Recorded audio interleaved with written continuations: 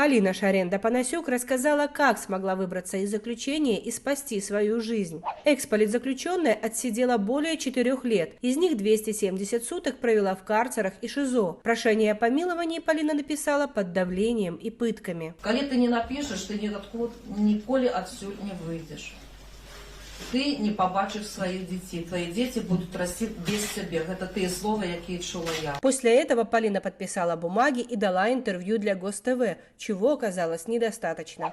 Заключний етап, каб чоловіка канчаткова, наприклад, як вони думають, там зламати, дискредитувати, каб чоловік, вийшовши лукашенківського гулагу, уже навіть і помислити не мог, як некий політики, боявся, його примушають підписати паперу об конфіденційному супрацовництві. Я заявляю, що я писала гэтые паперы, разумеючи, што магу ніколі не выйсці за гэтых крат. Гэтай заявай я дезавуюю гэтые подписания.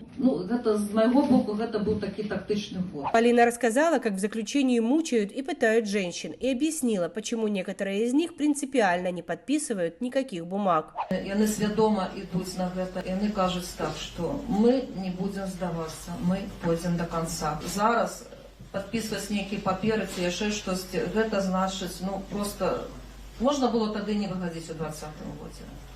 Гэта іх позиция.